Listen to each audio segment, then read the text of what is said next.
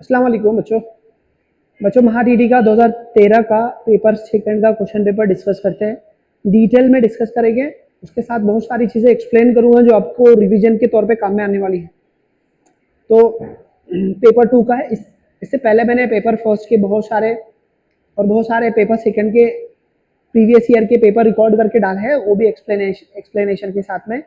Play store पे जाइए, वहाँ पे आप प्ले लिस्ट में जाइए, आपको वहाँ पे मिल जाएगा जाके। ठीक है, तो स्टार्ट करते हैं। उससे पहले जो बच्चे अभी सीटेट की क्लासेस ज्वाइन करना चाहते हैं, तो अभी हमने 8 सितंबर से सीटेट की नई बैच शुरू की है। तो जो भी इंटरेस्टेड है तो क्लास ज्वाइन करना चाहते हैं तो यहाँ पे कुछ फीस स्ट्रक्चर है। एसएसटी पेपर 2 लेने वाले हैं, यहाँ पे नहीं है। एसएसटी जो रहेगा पेपर 2 का वो लेने वाले हैं। ठीक है, तो जो भी इंटरेस्टेड है ऑफलाइन ऑनलाइन यहाँ पे फीस स्ट्रक्चर वगैरह है। आपको करना क्या है, आपको प्ले स्टोर से अपना एप्लीकेशन डाउनलोड करना है असर इंस्टीट्यूट का, और एप्लीकेशन डाउनलोड करने के बाद में आपको ऐसे पहले वहाँ रजिस्टर करना है। आपको कोर्सेज की लिस्ट दिखेगी, सीटेट का जो भी आपको पेपर ज्वाइन करना है, पेपर फर्स्ट सेकंड, या आपको कॉम्बो करना है, जो भी करना है, तो आपको ऐसी प्रॉपर लिस्ट दिखेगी, वहाँ जाके कर सकते हैं। आपको महाडीडी के रिकॉर्डेड लेक्चर देखते हैं या महाडीडी का कोर्स भी देखना है तो उसकी भी डिटेल है यहाँ पे, आप देख सकते हैं। उसके साथ साथ अगर आपको टेस्ट सीरीज ज्वाइन करनी है, महाडीडी की टेस्ट सीरीज देखनी है आपको, तो वही एप्लीकेशन के ऊपर भी लिस्टेड है। तो 300 रुपये इसकी फीस है टेस्ट सीरीज की। टेस्ट सीरीज है ना, जो प्रीवियस ईयर मतलब जो महाडीडी जिस अंदाज में सवाल पूछता है उस लेवल के क्वेश्चन बनाए गए। ऐसे नहीं कि इधर उधर से कॉपी करके टेस्ट सीरीज अपलोड की है। तो प्रॉपर एग्जाम ओरिएंटेड आपकी तैयारी होगी टेस्ट सीरीज में। तो जो भी इंटरेस्टेड है टेस्ट सीरीज भी परचेज कर सकते हैं। ठीक है, तो ज़्यादा टाइम वेस्ट नहीं करके आते हैं हमारे काम। तो हम लोग क्या करने वाले हैं, अभी पेपर सेकंड स्टार्ट करने वाले। पेपर 2, ये पेपर 2 का इंग्लिश का देखने वाले हम लोग। ये पेपर 2 ये 2013 का पेपर है। ठीक है, तो डिस्कस करते हैं इसको।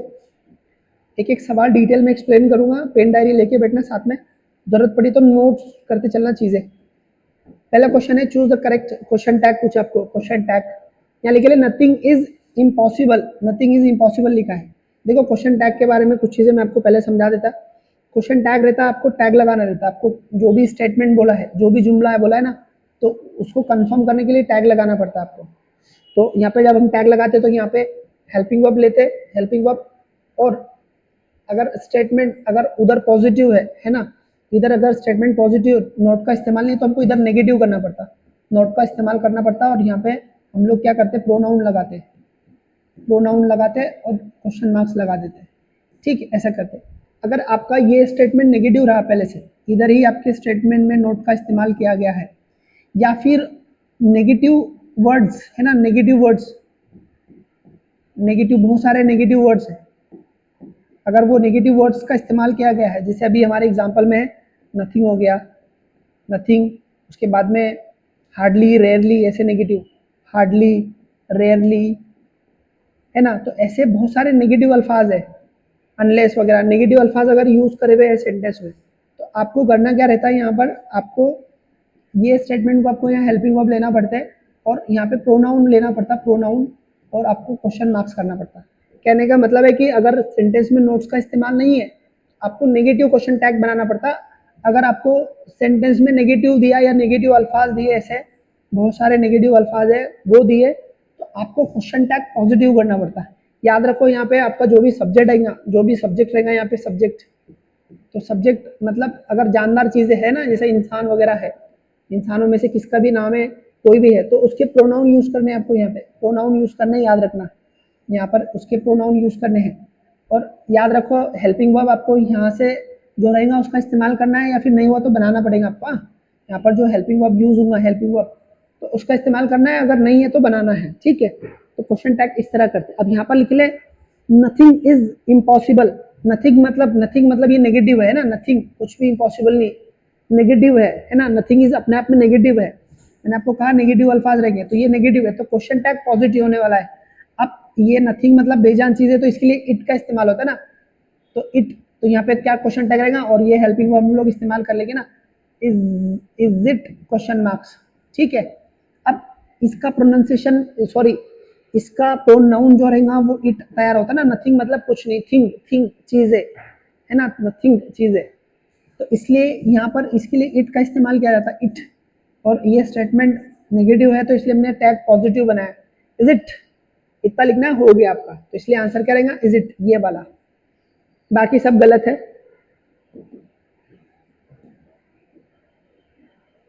अगला क्वेश्चन है आपको यहाँ पर पूछ रहा हो, choose correct simple sentence for the given sentence. तो जो गिवन सेंटेंस है, criminal remove all the traces of his crime, he left the building. तो यहाँ पर हमको ना इसको क्या करना पड़ेगा, सिंपल सेंटेंस बनाना पड़ेगा। यहाँ पर ये दो सेंटेंस है, एक ये सेंटेंस है और एक ये सेंटेंस है। सेंटेंस के दो टाइप रहते हैं, सेंटेंस के दो टाइप रहते हैं बच्चों। एक रहता, आपको क्या करना रहता, दो सेंटेंस रहते हैं, एक ऐसे रहते दो, और ये बीच में कंजक्शन लगता, उससे जुड़े हुए रहते, तो यहाँ पे कंजक्शन इस्तेमाल किया जाता, कंजक्शन, कंजक्शन। और ऐसे दो जो यहाँ पे कंजक्शन, ये सेंटेंस जो रहेंगे, ये रहेंगे, इनको बोलते हैं हम लोग कंपाउंड सेंटेंस, कंपाउंड सेंटेंस बोलते हैं इसको, ठीक है। कंपाउंड सेंटेंस में एक सब्जेक्ट रहेगा, मेन वर्ब, इधर भी एक सब्जेक्ट रहेगा और मेन वर्ब रहेगा। फिर आते हैं कॉम्प्लेक्स सेंटेंस में, उसमें क्या रहेगा, एक सेंटेंस ऐसा रहेगा यहाँ पे और एक सेंटेंस ऐसा रहेगा, ठीक है। तो कंजक्शन हो सकता यहाँ पर आ जाएगा स्टार्ट में, या फिर एक सेंटेंस ऐसा आएगा और एक सेंटेंस ऐसा आएगा, हो सकता कंजक्शन यहाँ पे आए स्टार्ट में, ठीक है। तो ऐसे में ये जो सेंटेंस रहते हैं, ये रहते कॉम्प्लेक्स सेंटेंस है ना, ये होते हैं कॉम्प्लेक्स, कॉम्प्लेक्स सेंटेंस है। यहाँ पर आपको एक सब्जेक्ट देखने पड़ेगा, फिर वर्ब, सब्जेक्ट और वर्ब, यहाँ पर आपको सब्जेक्ट वर्ब, सब्जेक्ट वर्ब, तो इसको कॉम्प्लेक्स सेंटेंस बोलते हैं। ज़्यादा डिटेल में नहीं जा रहा मैं। और अगर एक ही जुमला है, एक ही जुमला है ना, तो एक ही जुमला रहेगा जिसमें एक सब्जेक्ट रहेगा, मेन वर्ब रहेगा और बाकी चीज़ें ऑब्जेक्ट वगैरह रहेंगे, तो इसको सिंपल सेंटेंस बोलते हैं, अगर एक ही सेंटेंस है तो। अब हमारा जो ये है, तो यहाँ पर दो सेंटेंस दिए हमको, दो को एक सेंटेंस बनाना है, एक सिंपल सेंटेंस बनाना है ना। हाँ, criminal remove the all traces of his crime and he left the building. याद रखो, जब भी आपको सेंटेंस कन्वर्जन के लिए बोला जाएगा तो उसका टेंस एक ही होना चाहिए, उसका टेंस कभी बदलना नहीं, और टेंस को लेकर ही सवाल पूछा। तो हम क्या करेंगे, यहाँ पे एक सेंटेंस का जो वर्ब है, तो इसको जीरन बनाने की कोशिश करेंगे, जीरन बना के सेंटेंस बनाने की कोशिश करेंगे ना। तो अब यहाँ लिखे ले, the criminal remove all the traces of his crime and left. देखो यहाँ पर बीच में एक कंजक्शन दे दिया उसने, एक ये जुमला हो गया और एक ये जुमला हो गया, तो दो जुमले हो गए, और ये हो गए कंपाउंड सेंटेंस, कंपाउंड सेंटेंस हो गए। अब यहाँ पर जीरन, इसको इसको जीरन बना के बनाया उसने, यहाँ पे भी जीरन बना के बनाया, और ये भी तो यहाँ पे बनाया। अब इसमें से सही कौन सा है पहचानना पड़ेगा ना। Remove all the trace of crime, the criminal leave नहीं कर सकते, यहाँ पे लेफ्ट है ना, यहाँ पे लेफ्ट है, लेफ्ट, तो हम लोग उसका टेंस नहीं चेंज कर सकते, यहाँ पे लिव करा उसने इसलिए गलत हो गया। देखो यहाँ पर भी लिव है तो ये भी गलत हो गया, सिर्फ एक ही बच जाता हमारा, इसलिए आंसर ये वाला रहेगा। तो बहुत आसान तरीके से समझ में आ जाता, कुछ मसला नहीं ज़्यादा, ठीक। उसके बाद मैं पैसिवाइज बोल रहा हूँ आपको करने के लिए, जो दिया है जुमला उसको पैसिवाइज करेंगे। इसको थोड़ा और बड़ा कर लूँ क्या, ठीक। पैसिवाइज करने के लिए बोला है, why don't you teach the student. देखो एक्टिवाइज तो है, तो आपको एक्टिवाइज है ना, इसका टेंस पता होना चाहिए आपको, जब पैसिवाइज का टेंस आपको करना जमेगा तो ठीक है। अब एक्टिवाइज का देखो, यहाँ पे एक्टिवाइज का टेंस है सिंपल प्रेजेंट टेंस, डू आ गया, डू आ गया, सिंपल प्रेजेंट टेंस। तो सिंपल प्रेजेंट टेंस में हम क्या करते हैं, एम, इज, आर, और यहाँ पे वर्ब का तीसरा फॉर्म करते हैं, तीसरा फॉर्म, बस सिंपल प्रेजेंट टेंस में ऐसे पैसिवाइज किया जाता है, ठीक है। तो यहाँ पर डू आ गया मतलब सिंपल प्रेजेंट टेंस आ गया। तो अब यहाँ पे वर्ब का तीसरा फॉर्म होगा टाउट, और हमको देखना है, देखो यहाँ पर ये जो एम इज आर रहेगा ना, वो ऑब्जेक्ट के हिसाब से रहेगा। तो ऑब्जेक्ट क्या है, स्टूडेंट्स, तो प्लूरल है, प्लूरल, यहाँ पे प्लूरल है ऑब्जेक्ट, तो इसलिए आर आएगा। तो यहाँ पर क्या आना चाहिए, आर। हमको आर और वी थ्री चेक करना है सिंपल प्रेजेंट टेंस में, आर और वी थ्री। तो देखो मैं क्या करूंगा, ये वेर वाला ये कट गया, ठीक है। यहाँ पर ये एक जगह आ रहा है, यहाँ पे एक आ रहा है ना, ये आ रहा है और एक ये आ रहा है।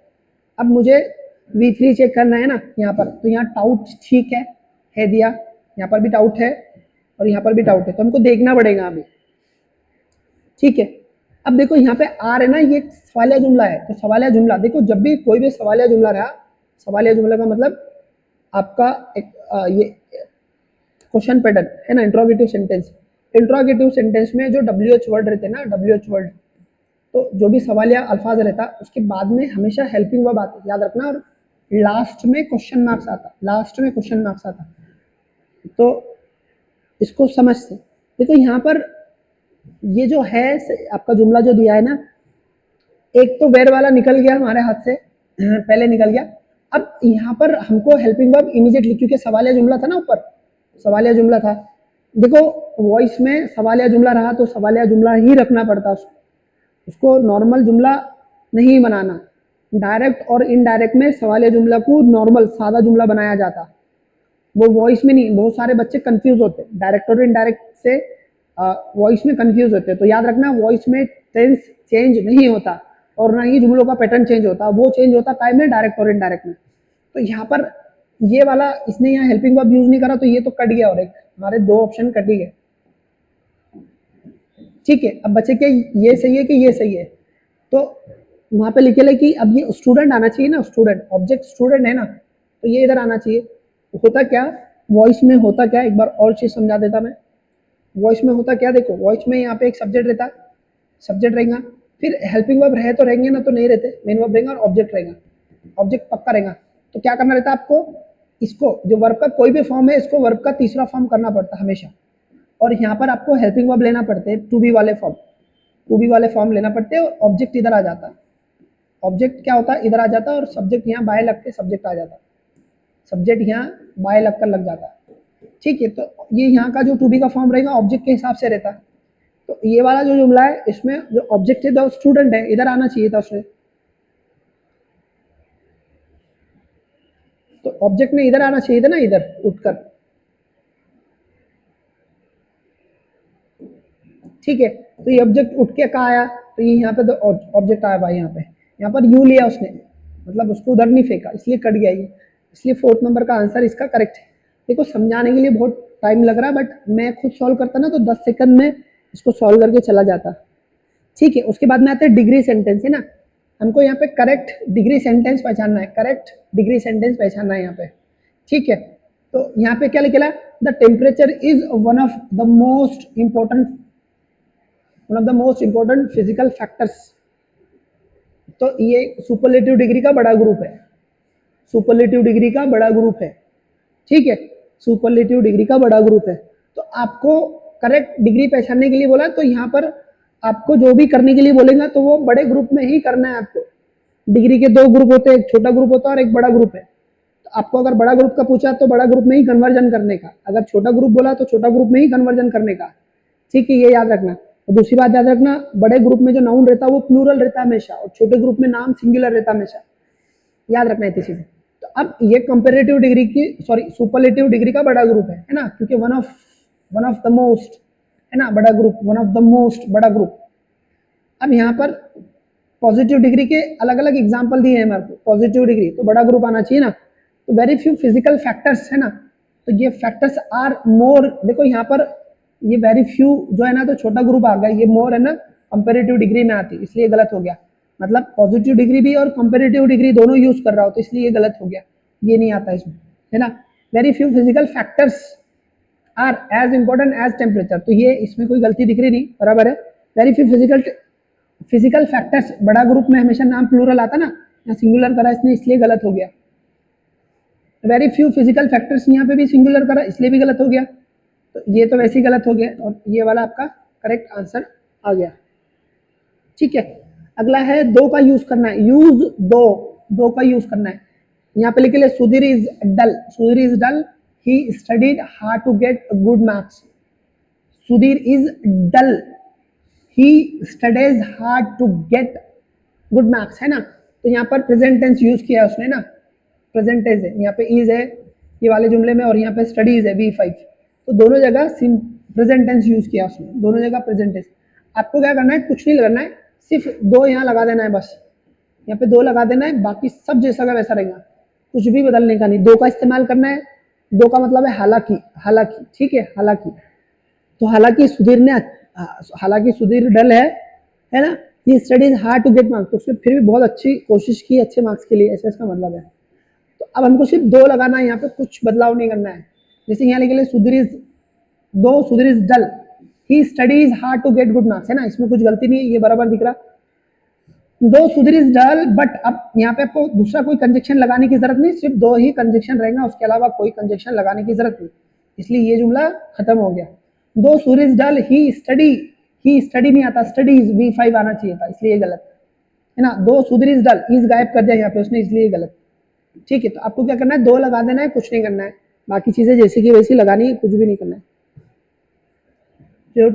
रिहोटरिकल क्वेश्चन पूछ रहा है आपसे, रिहोटरिकल क्वेश्चंस, ये ऐसे क्वेश्चन रहते हैं जिसमें आंसर एक्सपेक्ट नहीं रहता, हमको सवाल का जवाब देना नहीं पड़ता, ये ध्यान खींचने के लिए पूछे जाते सवाल।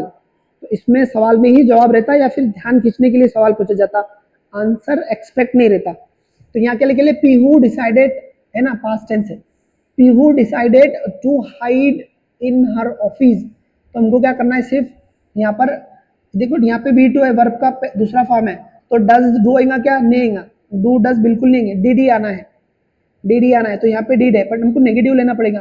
क्या पीहू डिसाइड, क्या पीहू ने डिसाइड नहीं किया था, है ना, पीहू ने डिसाइड कर लिया था ऑफिस में छूटने का, क्या पीहू ने डिसाइड नहीं किया था, हाँ किया था, ठीक है, जोर देने के लिए पूछे, तो ये नेगेटिव करना पड़ता है, है ना, नेगेटिव करना पड़ता, नेगेटिव करना पड़ता, ठीक, हो गया खत्म। Next, choose correct exclamatory sentence है ना, एक्सक्लेमेटरी सेंटेंस चूज करना है करेक्ट, और गिवन सेंटेंस कौन सा है, ये वाला कौन सा है, the task has been very laborious, और मैंने आपको कितनी बार कहा कि एक्सक्लेमेटरी सेंटेंस में ये जो सब्जेक्ट एंड मेन वर्ब रहता है ना, इसको उठा के लास्ट में फेंकना पड़ता है ना, लास्ट में फेंकना पड़ता, तो हम क्या करेंगे, ये जो द टास्क हैज बीन है ना, द टास्क इसको लास्ट में भेजिए, the task has been, direct verb से पहले काटना और एक्सक्लेमेटरी मार्क्स लगा देना, सबसे लास्ट में ले लेना, सब्जेक्ट और मेन वर्ब सबसे लास्ट में चिपकाने का, एक्सक्लेमेटरी मार्क्स लगा देने का, बन गया आपका एक्सक्लेमेटरी सेंटेंस, ठीक है। उसके बाद में अगर वेरी रहा तो हाउ लगाने का, वेरी रहा तो हाउ, और अवेरी रहा तो व्हाट अ लगाने का, अगर अवेरी रहा तो व्हाट अ लगाने का, ठीक है, और ये बीच में का लेबोरियस चिपका देंगे यहाँ पे, खत्म, लेबोरियस, तो how laborious the task has been, the task has been, तो जहाँ लास्ट में हैज बीन देखो ये गलत हो गया, लास्ट में मेन वर्ब नहीं है, ये भी गलत हो गया, लास्ट में मेन वर्ब नहीं है ना, द टास्क हैज बीन यहाँ है और द टास्क हैज बीन यहाँ है, ये यहाँ का बिन, द टास्क का हैज कट कर दिया हमने हेल्पिंग वर्ब, तो ये भी वैसे भी कट गया, ये वैसे कट गया, ये वैसे कट गया, मतलब दिमाग लगाने की जरूरत ही नहीं है, दिमाग लगाने की जरूरत नहीं है, याद रखना एक्सक्लेमेटरी सेंटेंस में हमेशा, एक्सक्लेमेटरी सेंटेंस में हमेशा याद रखना सब्जेक्ट, एक्सक्लेमेटरी सेंटेंस में हमेशा सब्जेक्ट, अगर हेल्पिंग वर्ब रहा तो हेल्पिंग वर्ब, और आखिर में मेन वर्ब आता, हमेशा आखिरी में मेन वर्ब आता, और ये एक्सक्लेमेटरी मार्क्स लास्ट में आता। सेंटेंस शुरू होते एक तो हाउ से या फिर व्हाट अ से शुरू होते, व्हाट अ, ठीक है, और यहाँ पर व्हाट सब्जेक्ट हेल्पिंग वर्ब और मेन वर्ब के बाद में एक्सक्लेमेटरी मार्क्स, अगर व्हाट अ से शुरू हुए तो, और इसमें बीच में क्या रहता है, बीच में कॉम्प्लीमेंट वगैरह आते हैं, है ना, कॉम्प्लीमेंट वगैरह आते हैं, ठीक है, तो याद रखो इतना बहुत आसान है, जब भी फटाफट आंसर आ जाते। 8 नंबर का क्वेश्चन है, इनडायरेक्ट स्पीच करना है, देखो इनडायरेक्ट स्पीच में मैं आपको बहुत बार समझा चुका, एक बार बता देता, देखो यहाँ पर आपको लिखा था ए सेड टू बी, ऐसा लिखा था, फिर इन्वर्टेड कॉमा में एक जुमला आता है, एक रिपोर्टिंग स्पीच आता है, तुमको तीन चीजें, एक्चुअल में 4 चीजें, पर 3 चीजें पे आंसर आ जाता है ना, तो यहाँ पे रिपोर्टिंग वर्ब चेंज करना पड़ता, ठीक है, उसके बाद में यहाँ पे कंजक्शन लगाना पड़ता, और इसका टेंस बदलना पड़ता, टेंस, और एक चीज और रहती, ये अगर ये जुमला अलग तरह का जुमला रहा तो उसको सिंपल सेंटेंस भी बनाना पड़ता, सिंपल सेंटेंस, तो चौथी चीज भी एक जो हर बार काम में नहीं आती, ये 3 चीजों से हमारा काम चल जाता, ठीक है। अब reporting speech according to type of sentence के हिसाब से, कंजक्शन भी अकॉर्डिंग टाइप ऑफ सेंटेंस के हिसाब से, और यहाँ पर टेंस में क्या बदलना पड़ता है आपको, यहाँ पर अक्सर प्रेजेंट टेंस आता, यहाँ पर अक्सर प्रेजेंट टेंस आता, तो आपको सिर्फ उसको as it is past tense करना पड़ता, बस हो गया काम। अब सवाल क्या पूछ रहा है यहाँ पे, सवाल क्या पूछ रहा कि John said to man are you her friend, है ना, आर यू हर फ्रेंड है ना, सवाल या जुमला है, तो इसकी जगह आता आस्क, है ना, इसकी जगह आता आस्क, और ये आस्क आता हमेशा, सवाल या जुमला रहा, दोनों तरह के सवाल या जुमला रहा, तो रिपोर्टिंग वर्ब आस आता। अब ये वर्बल क्वेश्चन है, तो वर्बल क्वेश्चन में जो कंजक्शन रहता है ना, अब वर्बल क्वेश्चन में वर्बल क्वेश्चन में जो कंजक्शन रहता है, एक तो इफ आता या वेदर आता, इफ आता है या वेदर आता है, ये याद रखना कंजक्शन, ठीक है। और यहाँ पे आपको इसका टेंस चेंज करना पड़ेगा और नॉर्मल सेंटेंस बनाना पड़ेगा। तो देखो यहाँ पर हर जगह आस्क है, यहाँ हर जगह आस्क, ठीक है। टू नहीं रहता, टू की वजह से ये पहले ही गायब हो गया, ठीक है। अब कंजक्शन हर जगह इफ है, इफ, तो फिर पूरी बात आती है टेंस पे, टेंस पे। टेंस के साथ इसको नॉर्मल जुमला बनाना पड़ेगा, सादा जुमला बनाना पड़ेगा। देखो सादा जुमला बनेगा तो ये क्वेश्चन का पैटर्न रहेगा कि नहीं, तो ऐसे दो क्वेश्चन तो हमारे वैसे निकल गए, दिमाग भी नहीं लगा, सोचा भी नहीं मैंने, ठीक है। यहाँ पे लिख ले if he is, present tense है, हमको पास्ट टेंस करना पड़ता, तो ये कट गया, सिर्फ अब यही बचा, तो ज्यादा सोचने का काम भी नहीं, वैसे ही कट गए। देखो यहाँ पर 3 चीजों में काम हो जाता है, बट 4 चीजें चेक करनी पड़ती कभी कभी। एक बार देखो यहाँ पर reporting verb according to sentence आता, जैसे सवालिया जुमला रहा तो यहाँ पे आस्क लिख के आता, आस्क, ठीक है। कंजक्शन अगेन वर्बल क्वेश्चन था तो इफ और वेदर लेना था हमारे को, और अलग अलग टाइप की जुमलों में अलग अलग आता, ठीक है। यहाँ पर एक तो टेंस बदलना था, प्रेजेंट टेंस था तो पास्ट टेंस करना रहता, और सादा जुमला बनाना पड़ता। सादा अगर सादा रहा तो बनाना की जरूरत नहीं, अगर दूसरे टाइप के जुमले रहे तो फिर सादा बनाना पड़ता, ठीक है। तो यहाँ पे मैंने दिमाग कैसा लगाया, मतलब मैंने क्या किया, मैंने तो पहले क्या किया, मुझे जो जो पता था, तो देखो यहाँ पे टू गायब हो जाता है इनडायरेक्ट में, तो ये टू वाला मैंने कट कर दिया, ठीक है, एक कट कर दिया। उसके बाद में यहाँ पे सवाल सादा जुमला नहीं बनाया, उसको क्वेश्चन मार्क से, तो इसको भी कट कर दिया मैंने, तो बीच के दोनों कट हो गए वैसे। अब स्टार्ट का बचा और आखिर का बचा, तो स्टार्ट में पास्ट टेंस है और इधर प्रेजेंट टेंस है, क्योंकि टेंस बदलना पड़ता, तो ये भी कट गया। मतलब धोखा लगाया नहीं, बिल्कुल नहीं, इसलिए बहुत इजीली आंसर आ गया।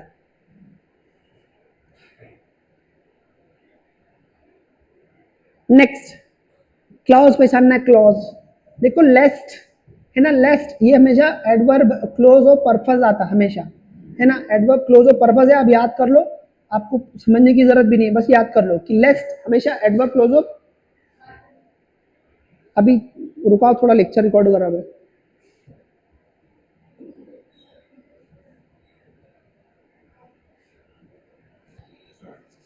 एक मिनट आप होल्ड करो, 1 मिनट में आया वापस।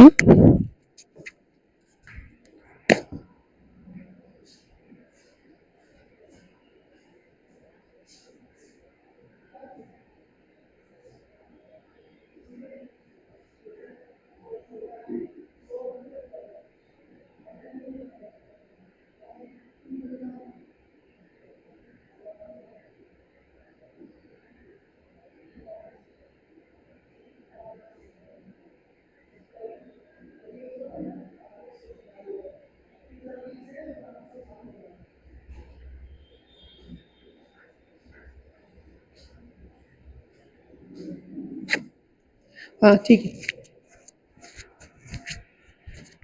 तो जैसे मैंने कहा कि जो लेस्ट है ना वो एडवर्ब क्लोज और पर्पस आता हमेशा, दिमाग लगाने का नहीं, एडवर्ब क्लोज और पर्पस कर देना उसको। Choose one which best express the meaning of given word, तो ये एपोजी का मतलब क्या है बताना है आपको। देखो एपोजी का मतलब बेस्ट एक्सप्रेशन क्या है, तो देखो एपोजी और पेरिजी हम लोग ज्योग्राफी में पढ़ते हैं ना, ज्योग्राफी में पढ़ते हैं ना जी। जो हमारा चांद है ना वो क्या करता है, हमारी जमीन को चक्कर लगाता है चांद, और हमारा जो ये है बेजवी है ना, बेजवी है, तो ये वाली जगह पे चांद रहता है ना, इसको बोलते हैं पेरिजी, पेरिजी। और ये जब दूर चल जाता बहुत दूर तो इसको बोलते हैं एपोजी, एपोजी। एपोजी मतलब एकदम दूर, उसकी लास्ट आखिरी हद, ये करीब वाला पेरिजी, पैर के नजीक वाला, और ये एपोजी दूर वाली पोजीशन पे जाता। तो खैर ज्योग्राफी तो नहीं है, अपन यहाँ से हमारे को चीजें समझ में आती। एपोजी मतलब दूर वाली आखिरी हद, क्लाइमैक्स है ना, तो उसकी क्लाइमैक्स तक पहुंच जाता, आखिरी हद तक पहुंच जाता, ऐसा इसका मतलब है, ठीक है। उसके बाद में choose word opposite meaning the given word, तो अपोजिट है ना, परवर्स, परवर्स का मतलब क्या रहता,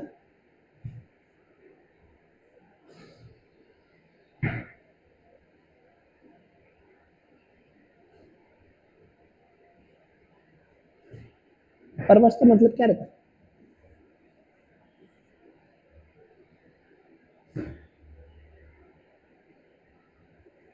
ठीक है। एक काम करो सर्च कर लो, मेरे को याद नहीं आ रहा, इंटरनेट से सर्च कर लो और देख लो, क्योंकि दिमाग में आ ही नहीं रहा मेरे। Identify which part of the sentence an error, आप कौन से पार्ट में एरर है वो देखना है। इसका मतलब है ना क्या है, आप लोग आंसर क्या रहेगा आप लोग बता दो कमेंट में, ठीक है। Identify parts of sentence has an error, तो कौन से उसमें एरर है हमको बताना है। यहाँ पे क्या लिखे ले, वन शुड है ना, वन शुड मेक, हिज नहीं आता, हिज नहीं आता, वंस आता, वंस है ना, वंस, वंस आता, वंस इफर्ट है ना, ये प्रोनाउन है तो ये किसके लिए यूज होता है, ही शी कुछ पता ही नहीं रहता, वंस मतलब ना लड़की है ना लड़का है पता है, ही शी पता ही नहीं रहता क्या है, तो वंस ही यूज होता। इसके बारे में जब भी कुछ पूछेंगे तो वंस ही है ना, वंस, वंस इफर्ट है ना, वंस इफर्ट, तो यहाँ पे वंस, वंस इफर्ट, इफर्ट है वंस इफर्ट, तो इसमें गलती बी में ही एरर है, इसलिए बी आंसर है इसको।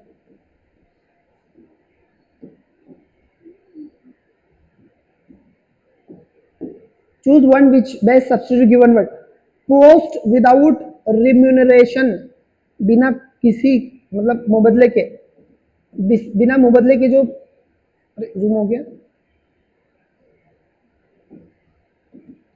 बिना मुबदले की जो पोस्ट रहती है उसको क्या बोलते हैं, पोस्ट विदाउट रिमूनरेशन, रिमूनरेशन मतलब मुबदला, मतलब सैलरी, ऐसी पोस्ट बिना सैलरी की पोस्ट को क्या बोलते हैं, तो उसको बोलते हैं ऑनररी, ऑनररी है ना, ऑनररी मतलब ऑनर मिलता सिर्फ वहां पे, ऑनर, इज्जत मिलती, पैसे नहीं मिलते, उसको ऑनररी बोलते हैं है ना। वॉलंटियर मतलब खुद से कुछ करते हैं हम लोग, उसको वॉलंटियर बोलते हैं है ना। वॉलंटियर जैसे कि एक आधी एनजीओ ने बोला कि आओ आजकल साफ सफाई करनी है तो हम जाके खुद से ही कुछ काम कर लेते, उसको वॉलंटियर बोलते हैं।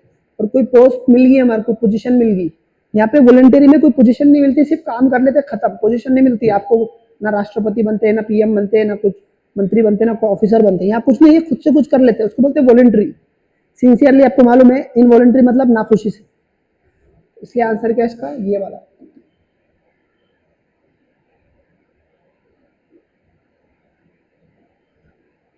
मतलब इसका मतलब क्या है, विच बेस्ट एक्सप्रेशन ऑफ मीनिंग, तो ये जो लिखा है इसका मतलब क्या है वो पूछ रहा हूँ। टू कीप बॉल रूलिंग है ना, मतलब आपको क्या करना है, बॉल को रोल करते रहना है, इसका मतलब आप जो काम कर रहे हो वो कंसिस्टेंसी से करते रहना है ना, आपका काम क्या है, बॉल को रोल करते रहना है कंसिस्टेंसी से, तो द वर्क कंसिस्टेंटली, ये इसका मतलब है ना, कोई भी काम है ना आप कंसिस्टेंसी से करते रहो, ऐसा मतलब है, बॉल को रोल करते रहो, एक दिन कामयाबी जरूर मिलती, ऐसा इसका मतलब है, ठीक है, यही मतलब है उसका, बाकी ऑप्शन बेकाम है। स्पेलिंग करेक्ट, तो बुग्गे, जो बुग्गे रहते हैं ना वो कैसे पूछता, बुग्गे,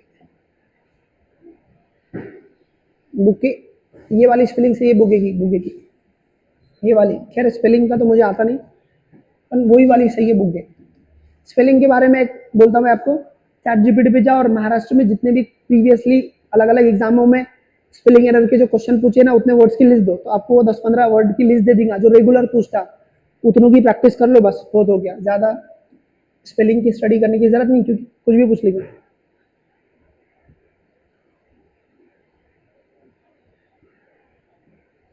ज्यादा जूम हो गया, थोड़ा जूम आउट करता। अब क्या बोला, pick out word that is either most near है ना, एक तो बहुत नजदीकी मतलब समानार्थी शब्द, या फिर अपोजिट वर्ड होना चाहिए, कुछ भी चलेगा। प्राइवेसी, तो प्राइवेसी का एक तो अपोजिट वर्ड बताओ या फिर सिनोनिम बताओ, तो प्राइवेसी मतलब कोई सेक्रेट, डिसऑनेस्ट है उसका ना समानार्थी ना अपोजिट है। सेक्रेटिव, प्राइवेसी मतलब सेक्रेटिव, प्राइवेसी में करो या सेक्रेटली करो, तो ये उसका सिनोनाइम्स है ना, सिनोनाइम्स समानार्थी शब्द है, ठीक है। डिसऑनेस्ट से करो तो अलग बात होगी, इसमें प्राइवेसी, प्राइवेसी की बात हो रही ना, आप बेईमानी से काम कर रहे, डिसऑनेस्ट से काम कर रहे हो अलग बात है, ध्यान से काम कर रहे हैं ना, बेईमानी से करे ध्यान से, बट यहाँ पे प्राइवेसी की बात हो रही ना, सेक्रेटली बात हो रही, सेक्रेटली, ये वाली। ग्रामेटिकली रॉन्ग सेंटेंस क्या है यहाँ पूछ रहा आपको, grammatically wrong sentence, apple are sold by, देखो डजन के पहले आर्टिकल नहीं लगते, डजन है ना, जो डजन शब्द है, आप इसको डजन को ना, इसके पहले क्या करेंगे, आर्टिकल ए एन और द कभी नहीं लगते, और आप इसको प्लूरल भी नहीं कर सकते, एस भी नहीं लगा सकते, ठीक है। 2 डजन, 5 डजन, 10 डजन ऐसा बोल सकते हैं, प्लूरल भी नहीं करते और वो भी नहीं लगाते, याद रखना, इसलिए गलत ही, इसलिए आंसर ही। बाकियों में कोई गलती नहीं है ना, the captain with his soldier है ना, द कैप्टन, तो यहाँ पर विथ हिज सोल्जर है ना, तो ये इसके सोल्जर उसके साथ है, मेन जो सब्जेक्ट है वो ये क्या है, कैप्टन है, और वो अकेला है, इसलिए वाज बराबर है यहाँ पे। व्हाई डिड यू absent, ठीक है, ये तो कुछ गलती नहीं है इसमें। ये कट है ना, यहाँ पर इसकी तीनों फॉर्म, कट, कट और कट, तीनों फॉर्म है ना, कट कट रहते हैं, V1 V2 V3, और V4 क्या रहता है, कटिंग, कटिंग, और V5 क्या रहता है, कट्स। तो उसके पहले V1 V2 और V3 कट ही आते हैं। तो याद रखना, ये करके यहाँ पे जानबूझ के डाला है आपको, बट ये सही है क्योंकि पहला वाला गलत हो गया इसलिए।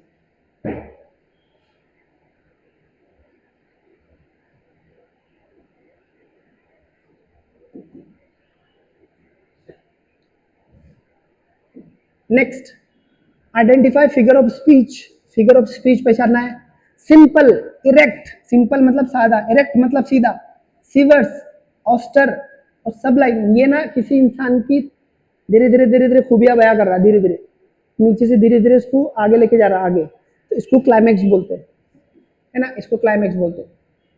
रिपीटेशन में क्या रहता है, रिपीटेशन, अलिट्रेशन बोलते हैं, रिपीटेशन मतलब अलिट्रेशन, एक आधी अल्फाज रिपीट रिपीट रिपीट रिपीट आते रहता, बाकी बेकाम डाले उसमें पूछता नहीं। यहाँ पे करेक्ट प्रीपोजिशन यूज करना है आपको खाली जगह पे।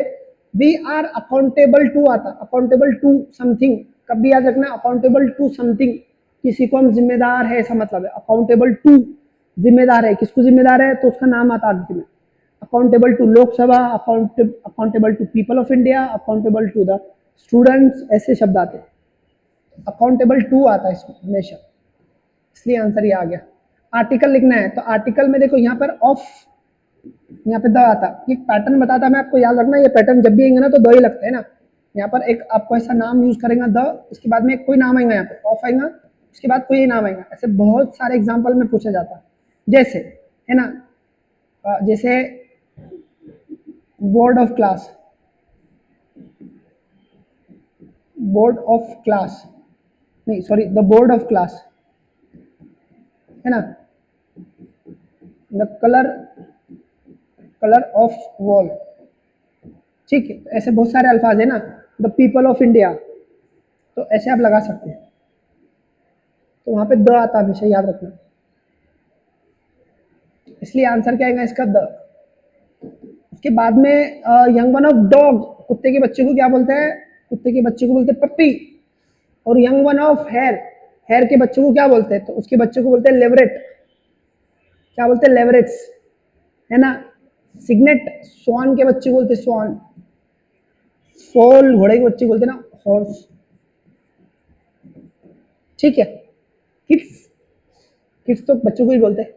क्राई ऑफ डक, क्विक, है ना, क्राई ऑफ डक क्विक बोलते हैं। तो क्राई ऑफ पिग, पिग के क्राई को क्या बोलते हैं, स्क्वेल, स्क्वेल बोलते हैं, स्क्वेल, ये वाला। और हुट किसको बोलते हैं, तो ऑल, हुट ऑल के क्राई को बोलते हैं, ऑल।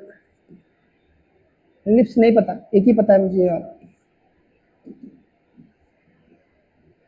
डायमिनिटिव, डायमिनिटिव मतलब उसकी छोटी प्रतिकृति, कोई चीज है ना, कोई चीज है उसकी छोटी प्रतिकृति, जैसे ताजमहल, वो छोटा ताजमहल बच्चे खेलते हैं, वो क्या होगी उसकी, उसकी डायमिनिटिव होगी, उसकी छोटी साइज की कोई चीज, है ना। एक्चुअल ताजमहल ना जो बच्चे खेलते हैं छोटा ताजमहल या फिर गिफ्ट में देते ताजमहल, तो उसकी डायमिनिटिव होगी, तो डायमिनिटिव मतलब छोटी प्रतिकृति।